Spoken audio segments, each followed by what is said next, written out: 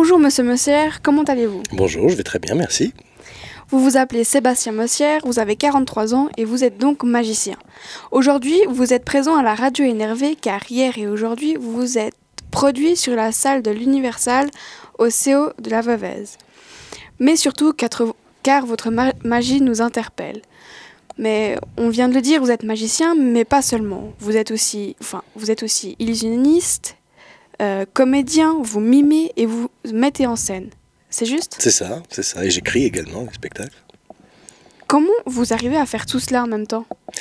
Alors, je ne fais pas tout en même temps, mais je fais, écoutez, je sais pas, c'est ma formation de base. J'ai été formé au mime et à la comédie, et puis depuis tout petit, je suis passionné de magie, et j'essaye d'allier un peu toutes ces passions pour arriver à essayer de créer des spectacles intéressants. Et qu'est-ce qui vous a donné envie de faire ce métier de magicien? Alors quand j'étais petit, j'ai vu un magicien, un goûter d'anniversaire, il a fait disparaître une bille, une petite bille comme ça, et il l'a fait réapparaître dans la poche avant de ma chemisette. Et plus que ça, c'était dans un pavillon, dans une maison dans la ville où j'habitais en France, à côté de Paris, et il nous a fait monter dans les combles aménagés, sous les toits, et il y avait des rideaux noirs en velours, comme une salle de spectacle. Et arrivé là, c'était un choc pour moi, ça a été une révélation. Je me suis dit, c'est vraiment l'univers dans lequel j'ai envie de travailler, des rideaux noirs partout, un petit peu comme ici, mais en velours, vraiment comme dans un théâtre. Et du coup, ça m'a vraiment donné envie de rentrer dans cet univers un peu feutré, féerique. Il y avait des lumières. Pourtant, c'était un amateur, il devait avoir une quinzaine d'années, mais ça m'a vraiment passionné. Mais donc j'ai couru chez mes parents, après je devais avoir 5 ans, pas encore 6 ans, et je leur ai demandé une boîte de magie pour mon 6e anniversaire. Alors maintenant, si on se concentre un petit peu sur votre magie, pourriez-vous nous faire un petit tour de cartes en direct là? Mais bien sûr, avec plaisir. Désolée, on vous prend un peu au dépourvu. Mais pas du tout, pas du tout. Un magicien doit toujours être prêt à faire des choses. Alors là j'ai un jeu de cartes, les cartes sont toutes différentes, ça se voit. Comment ça se voit? Vous préférez pas aller voir dans l'autre sens? Oui, Bah, je vous préviens, c'est mieux. exactement la même chose, même dans l'autre sens. Non, bah, c'est magie et humour, hein, je vous préviens. Non. Alors les cartes sont toutes différentes, vous pouvez les mélanger si vous le souhaitez. Voilà, on n'a pas le temps, c'est dommage, hein, c'est de la radio. Je les mélange donc, on peut les mélanger de plein de manières différentes. On peut les mélanger comme ça, façon Las Vegas. On peut demander aussi à quelqu'un de choisir une carte. Alors, levez la main, qui veut choisir une carte? Clémence, je te laisse l'honneur. Ah, elle n'a pas levé la main, mais voilà, on va lui faire choisir une carte quand même. Alors Clémence, s'il te plaît, prends la carte que tu veux, n'importe laquelle, celle que tu préfères. Non, mais pas forcément celle-là, prends la carte que tu veux, vraiment. Voilà, tu la regardes bien, tu peux la montrer à la caméra. Moi, je ne regarde pas, je n'ai pas d'écran de retour par là. C'est bon, tout le monde a vu la carte? Maintenant, dis-moi stop quand tu veux, tu vas remettre ta carte dans le jeu à l'endroit où tu as dit stop. Quand tu veux, tu dis stop. Stop. Avant la fin. Quand tu veux, tu dis stop très vite.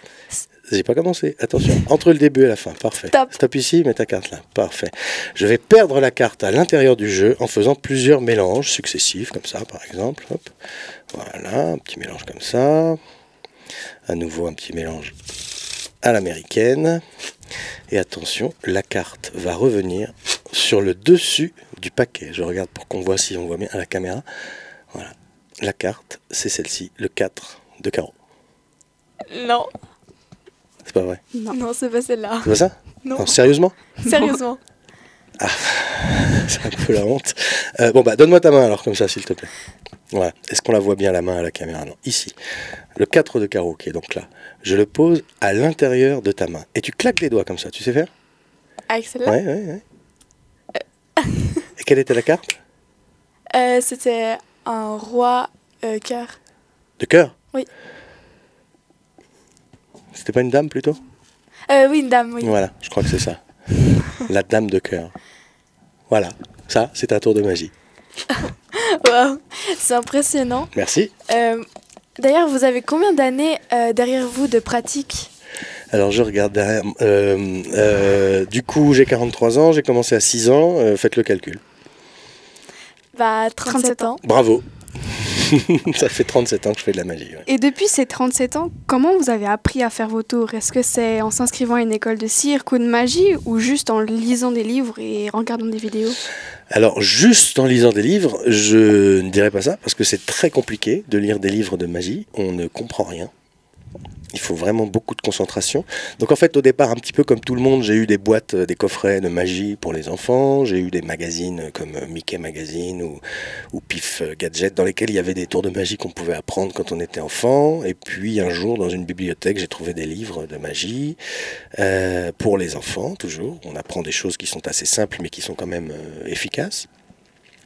Et puis la magie, c'est un peu comme le violon, par exemple. Avant de faire un tour de magie très impressionnant, il faut arriver à faire des tours de magie qui sont d'un niveau inférieur peut-être, mais comme le violon, avant d'arriver à tirer un son clair et net en jouant du violon, il faut quand même quelques années d'expérience, juste pour tirer une note. C'est pas comme le piano où on appuie sur la touche, la note elle est là, c'est la même.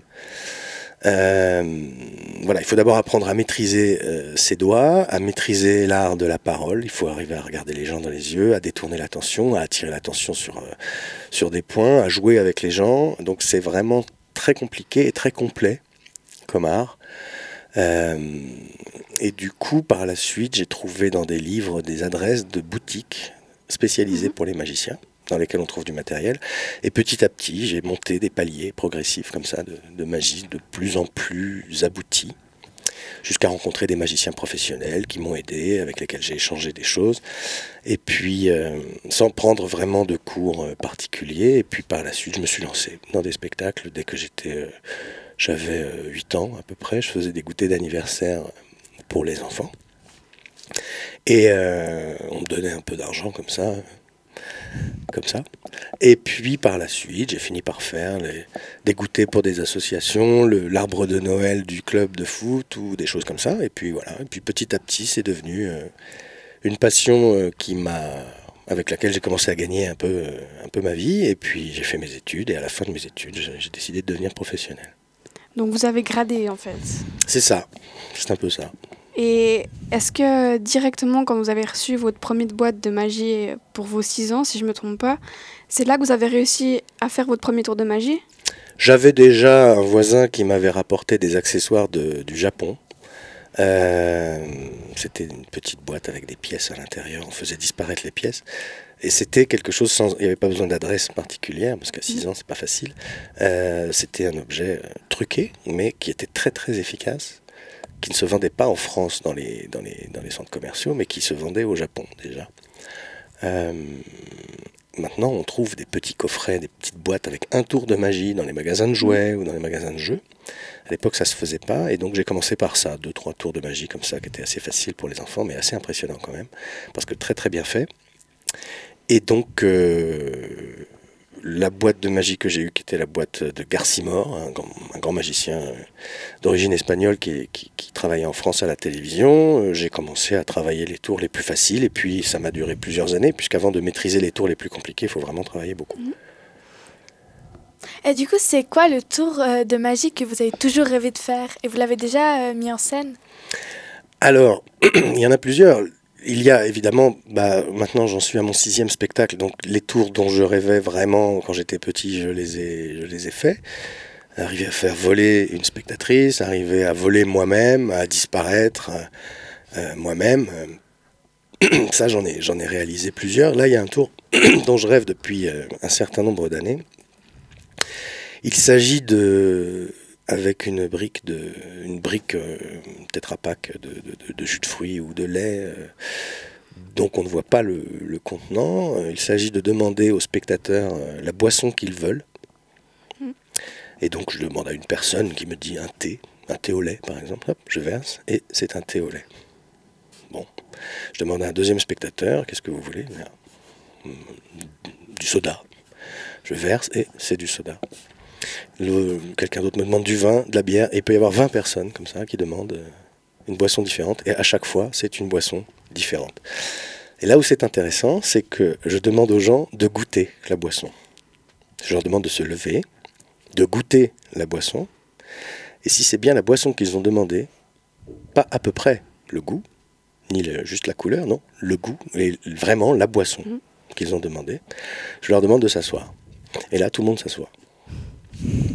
Et à la fin, évidemment, les gens se disent, tiens, qu'est-ce qui se passe à l'intérieur de cette brique? Est-ce qu'il y a plusieurs compartiments? Est-ce qu'avec son pouce, il va tourner une molette qui va faire tourner plusieurs compartiments devant le goulot pour que ça marche? Et là, je prends la brique et je la déchire complètement pour l'ouvrir, pour montrer l'intérieur, et il n'y a strictement rien. Ça, c'est un tour que j'ai vu réalisé par un magicien anglais qui s'appelle Paul Daniels, qui est décédé il y a 2 ans, malheureusement, qui était un très grand magicien. Bon, il était assez âgé, mais... Et je l'avais vu à la télévision quand j'étais petit, et j'ai toujours rêvé de faire ce tour. Et là, je suis en train de le travailler pour mon prochain spectacle. D'accord. Alors, avant, vous avez dit que vous avez fait des études. Quelle étude en particulier? Alors j'ai eu mon bac, un bac sciences économiques et sociales, et puis après j'ai eu un DUT, c'est le diplôme universitaire de technologie, je ne sais pas si ça existe en Suisse, enfin s'il y a un équivalent, quelque chose comme ça. Donc c'est 2 ans après le bac, j'ai eu un DUT carrière sociale, option animation socio-culturelle, en me disant que si je n'arrivais pas à faire de la magie ou de la comédie ou du théâtre mon métier, je pourrais toujours travailler dans des centres socio-culturels et éventuellement programmer des artistes et travailler en relation avec le monde artistique pour programmer des spectacles. Voilà. Et justement, programmer vos spectacles, si on parle de vos spectacles, d'où vous viennent vos idées? D'un peu partout. J'ai un carnet dans lequel je note les idées au fur et à mesure, sur un carnet avec un stylo, pas avec un iPad ou quelque chose comme ça, parce que je suis assez matériel, j'ai besoin d'avoir quelque chose de papier dans les mains, et je note des idées au fur et à mesure. Ça peut arriver n'importe quand, ça peut être un rêve, ça peut être... voir quelque chose qui m'inspire, entendre une conversation, et puis hop, j'ai une idée, voilà. Et puis je le note. Alors j'ai des tas de carnets à la maison, et je les date, je les numérote, et puis dès que je crée un nouveau spectacle, je les ressors. Ce qui me permet de voir des vieilles idées que j'avais complètement oubliées, ce qui me permet de voir aussi que des fois, quand il est très tard et qu'on est très fatigué, qu'on a une super idée, le lendemain, quand j'ouvre le carnet, je ne comprends rien, et je me dis, mais n'importe quoi. C'est pas possible. Donc voilà, il y a des idées achetées à la poubelle, il y a des idées à garder, il y a des idées que je n'ai jamais exploitées, que je pourrais exploiter 10 ans plus tard. Voilà, c'est la créativité. Un jour, j'avais demandé à un magicien très connu qui s'appelle Gaëtan Bloom quel est son secret pour être créatif, pour inventer de nouvelles choses. Il m'avait dit il faut lire, il faut s'inspirer, il faut être ouvert, être à l'écoute, être une éponge. Et puis un jour, ça vient tout seul. Si on reste tout seul, enfermé, qu'on ne voit rien, qu'on ne va pas voir de spectacle, qu'on ne va pas voir de film, voilà, ça risque pas d'arriver comme ça, à moins d'être un génie. Mais il n'y a pas d'inspiration à proprement parler, il y a du travail, et se poser devant une feuille blanche, parfois avec de l'écriture automatique, sans réfléchir à ce qu'on fait, à ce qu'on écrit, peut en sortir de bonnes choses, de très mauvaises aussi évidemment. Mais après, le but est de faire une sélection, de lier les choses et de créer quelque chose d'intéressant pour que ça forme un tout cohérent. Mais est-ce que vous vous inspirez des fois des spectacles d'autres magiciens? Oui, ça peut m'arriver. Je vais voir des spectacles d'autres magiciens, ou j'en vois en vidéo, ou dans des émissions comme Incroyable Talent, des choses comme ça. Je vois des choses que je connais pas, puis ça me donne une idée. Je me dis, tiens, je vais pas refaire exactement le même tour, parce que les magiciens essayent de ne pas se voler les idées, bien que ça peut arriver de toute façon comme dans toute profession, que ce soit artistique ou pas. Mais... une idée peut arriver comme ça, en voyant quelque chose, on peut se dire, tiens, je l'aurais pas fait comme ça, moi je l'aurais fait plutôt autrement, et puis on essaie de chercher des pistes pour le faire. Alors, vous vous entraînez tous les jours, à peu près combien d'heures? Tous les jours, pas forcément, parce que j'ai pas toujours le temps, mais en gros, je pense que pour arriver à devenir professionnel, oui, il faut s'entraîner tous les jours, il faut travailler pendant 3 heures, 4 heures, 6 heures par jour, à manipuler des choses, à découvrir de nouvelles techniques, de nouvelles méthodes, lire des livres, c'est aussi du travail. En gros, maintenant, quand je ne suis pas en création de spectacle, c'est le spectacle, quand je le joue, qui me sert d'entraînement. Voilà. Mais c'est vrai qu'après, quand je passe un mois de vacances sans travailler, j'ai besoin de répéter pendant une semaine des mouvements, des choses, de me remettre en mémoire des choses. C'est un peu comme, je ne sais pas si vous avez déjà vu des bobeurs avant de se lancer sur une piste, des gens qui font du bobsleigh. Ils se repassent dans leur tête avec les gestes, ils se repassent la piste, les virages, les lignes droites, les moments où ils doivent freiner, des choses comme ça. C'est un peu la même chose. Si j'ai passé un mois de vacances sans jouer, par exemple, mon spectacle, il faut quand même que je passe 3 heures au moins avant le spectacle à me remettre en mémoire les choses, à prendre des accessoires dans les mains, à refaire les choses, voilà, pour que ça devienne mécanique et automatique. Et vu que vous devez être assez concentré pendant votre spectacle, vous arrivez à faire participer le public? Ou est-ce que c'est important pour vous? Bien sûr, parce que oui, c'est très important de faire participer le public. Après, je le fais pas tout le temps. Il y a des tours de magie dans lesquels on fait pas participer le public, où il y a une musique qui se lance et puis on fait une espèce de chorégraphie en musique. Mais faire participer le public, c'est intéressant parce qu'on peut avoir des réactions très très différentes selon les gens. Et ça permet de jouer avec les gens. Et c'est pour ça que la technique est très importante. C'est-à-dire qu'il faut maîtriser la technique sur le bout des doigts, totalement, la voir, se l'approprier. Et comment dire, pour pouvoir se permettre d'improviser ensuite et ne plus réfléchir à ce qu'on fait pendant qu'on parle aux gens, parce qu'il faut vraiment être avec eux. Si vous êtes en train de réciter votre texte par cœur pendant que vous regardez ce que vous faites dans la main ou dans la poche ou les choses comme ça, ça se voit, c'est raté. Donc l'important, c'est de maîtriser la technique totalement, mais ensuite de l'oublier. Un peu comme un peintre. Les meilleurs peintres sont ceux qui ont vraiment étudié les choses, ont fait des carnets entiers d'études, de croquis, de choses comme ça, qui ont beaucoup réfléchi. Et pour arriver à sortir quelque chose d'extrêmement simple, graphiquement, il faut avoir fait énormément d'études derrière et oublier la technique. Et tous les grands peintres que vous pouvez voir, au fur et à mesure, ceux qui font des choses les plus simples sont souvent ceux qui ont travaillé le plus en amont. D'accord. Aujourd'hui, j'ai l'impression qu'il y a vraiment beaucoup de spectacles de magie, mais je crois que celui qui marche le mieux auprès des jeunes, c'est celui d'Éric Antoine. Alors, est-ce que vous avez la concurrence avec lui ou pas du tout? Absolument pas. Moi, plus il y a de magiciens, plus je suis content, surtout quand ce sont de bons magiciens. Donc Éric Antoine est un bon magicien et il a surtout un personnage. Je le rangerai plus dans la catégorie des magiciens maintenant, mais plus dans la catégorie humoriste. Voilà. C'est un humoriste qui se sert de la magie comme support pour faire de l'humour. Après, c'est quelqu'un qui est très grand, il est très drôle, il est très gentil et il a une grande culture. Et du coup, ce qui est intéressant, c'est qu'il a créé ce personnage un peu fou et qu'il a vraiment une identité graphique. On peut le caricaturer très facilement. C'est un peu comme les personnages à l'américaine, si vous voulez. C'est pas très français de faire ça, mais c'est-à-dire que c'est quelqu'un qui a une silhouette tout de suite, pouf, pouf, vous le reconnaissez. 2,20 m, je sais pas combien il mesure exactement, 2,15 m, ou 0,9 il me semble d'ailleurs, avec des cheveux en l'air, vous le reconnaissez tout de suite, en 2 secondes. C'est ça qui est intéressant. Et vous cherchez à avoir un personnage comme ça ou... Alors moi j'écris des pièces de théâtre, de magie théâtralisée, c'est pas tout à fait la même chose. Il y a beaucoup d'humour dedans aussi. J'écris chaque numéro un peu comme un sketch, mais les tours sont liés dans une histoire avec un décor et avec un personnage. Et à chaque fois, je joue pas vraiment le même personnage. Donc on vient pas me voir moi, on vient pas voir Sébastien Mossière, on vient voir le spectacle, soit l'apprenti magicien, la fiancée du magicien, magicien malgré lui, l'école des magiciens et bientôt, j'espère, la petite boutique de magie. Donc on vient voir un spectacle dans lequel il y a un magicien qui joue un personnage. Voilà, je suis pas le même personnage à chaque spectacle. Et cette idée, vous voulez faite comment? Parce que Éric Antoine, je suis pas sûre qu'il a voulu créer son personnage et que c'est venu tout seul, ou vous avez voulu faire ça? Si, je pense qu'Éric, il a créé son personnage au fur et à mesure, il l'a travaillé, il faisait beaucoup il faisait partie d'une troupe de cabaret où il y avait plusieurs personnages un peu burlesques, il y avait des musiciens, donc je pense que quand il passait pour se démarquer des autres magiciens, il s'est créé un personnage complètement foufou, hystérique un peu, et c'est voulu, c'est du travail. Moi, c'est pas la même chose dans le sens où à chaque fois le personnage est dicté par l'écriture du spectacle. Voilà. Et si on se ressent un peu pour vous, parce qu'on a beaucoup parlé d'Éric Antoine, vous avez dit qu'avant vos spectacles, vous pouvez passer 3 heures à vous remémorer tout ce que vous allez faire pendant le spectacle. Mais est-ce que vous faites autre chose? Parce que vous devez être assez stressé, non? Maintenant, moins. Oui, il y a toujours un moment de stress, mais ça c'est important parce que le stress c'est un moteur, ça s'appelle le trac. Avant de passer en scène, on a un petit coup de trac. C'est bien. Dès que le spectacle commence, le trac il n'existe plus.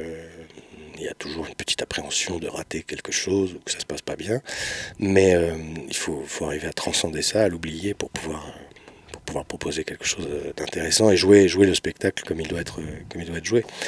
Après, avant le spectacle, je me concentre, oui, mais sans plus, j'aime bien rigoler aussi avant le spectacle. Il y a des gens, c'est très différent, hein. Chaque artiste va avoir des méthodes différentes. Il y a ceux qui se tirent les cheveux pour se stimuler, pour que ça déclenche quelque chose chez eux. Il y a ceux qui vont avoir besoin de faire des exercices vocaux. Voilà, moi je fais quelques échauffements, je fais quelques pour me chauffer la voix. Je bois un thé à la menthe avant le spectacle. Puis voilà. D'accord. Alors, merci beaucoup d'avoir répondu à nos questions, Monsieur Mossière. Merci à vous. Et je vous souhaite, nous vous souhaitons une très bonne suite dans votre carrière. Merci, c'est très gentil. Nous allons maintenant nous informer sur les prochains spectacles qui se produiront à l'Universal avec la responsable en chef de Culturel, Madame Genoux. Je viens. Oui. Bonjour. Chantal, Bonjour. comment allez-vous? Bien, Regardez, merci. je disparais. Hop. Alors, le samedi 10 mars 2018, nous avons l'honneur d'accueillir un mentaliste, Franck Truong. Je ne sais pas comment ça se prononce. Truong, c'est juste. D'accord.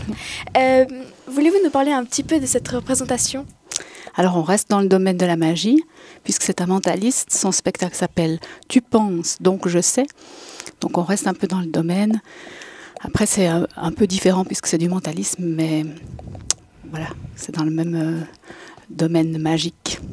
Ensuite, la troupe de théâtre Dai Mobiles va nous faire une représentation de Moving Shadow le 24 mars 2018. Arrivez-vous à nous dire ce que c'est le Moving Shadow? Alors, Moving Shadow, c'est du théâtre d'ombre, en fait. d'Immobilier, c'est une troupe, ils sont 9, qui est passée à la France à un incroyable talent. Ils ont gagné d'ailleurs, en 2014, je crois. Et puis voilà, ils font du théâtre d'ombre, donc c'est en musique, il n'y a pas de paroles, mais on voit juste les silhouettes et ça dessine des arbres, des personnages, des monuments. Ils nous racontent une histoire, là en l'occurrence une histoire du cinéma. D'accord. Et le dimanche 22 avril, nous avons l'honneur d'accueillir une troupe de théâtre qui va nous jouer une pièce du célèbre Marivaux. Les acteurs, ils s'appellent les acteurs de bonne foi. Oui. Est-ce que vous arrivez à nous en parler un peu plus?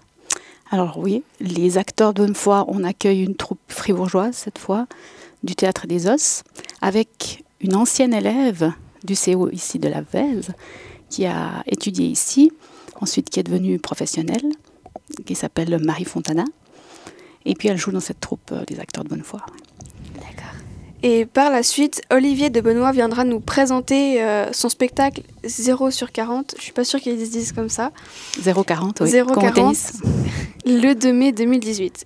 Est-ce que vous savez de quoi il va parler, son spectacle, ou pas du tout? Oui, en principe, les spectacles, je les ai vus avant, pour avoir fait le choix et la programmation. Donc le spectacle de Benoît 0,40, c'est parce qu'il vient de passer le cap des 40 ans. Et là, voilà, il y a une remise en question. Il se pose plein de questions sur sa vie. Qu'est-ce que j'ai fait de bien? Qu'est-ce que je vais en faire, etc. C'est pour ça 0,40. Donc nos spectacles, en fait, tous ceux qui viennent ici nous montrer leur interprétation de certaines pièces de théâtre ou même leur propre spectacle, ils viennent un peu de partout. Ils viennent un peu de partout. On essaye de faire un mélange entre les spectacles suisses et les spectacles français. En principe, c'est assez équilibré dans la saison. Et puis, on essaye de favoriser des troupes de la région, des fribourgeois notamment, si on peut. Mais comment vous arrivez à les faire venir ici? Parce qu'après le spectacle, vous allez leur parler ou vous les contactez par mail, par téléphone? Ah, pour venir ici, vous dites ici à la radio? Ouais. Enfin, à la radio ou à l'Universal, justement. Alors, à l'Universal, on reçoit des propositions de production. Et puis, on fait un choix. On essaye de faire une saison équilibrée qui a comme thème l'humour, mais équilibrée au niveau du théâtre, des spectacles pour enfants, de la danse, des découvertes, des têtes d'affiche. Et puis après, on essaye de contacter des personnes dans le genre qui nous manque. Et puis essayer de faire une saison qui se tient au niveau budget, au niveau date, enfin, toutes ces contraintes-là. D'accord, merci beaucoup Madame Genoux et à bientôt peut-être. Juste vous voulais rajouter, puis j'en profite, pour dire que tous les spectacles des culturels sont à 15 francs pour les moins de 20 ans. Et ça, je pense que les jeunes qui vous écoutent devraient en profiter. Il n'y a pas partout qu'il y ait 15 francs et réduction pour les jeunes en tout cas. Voilà, alors c'est une chance qu'on a en tout cas pour ces 10 ans et pour la suite aussi, donc profitez-en. Quant à vous, chers auditeurs, chères auditrices, on vous attend à ces 4 prochaines représentations et en plus c'est moins cher pour nous. Et on vous souhaite une bonne journée. Bye!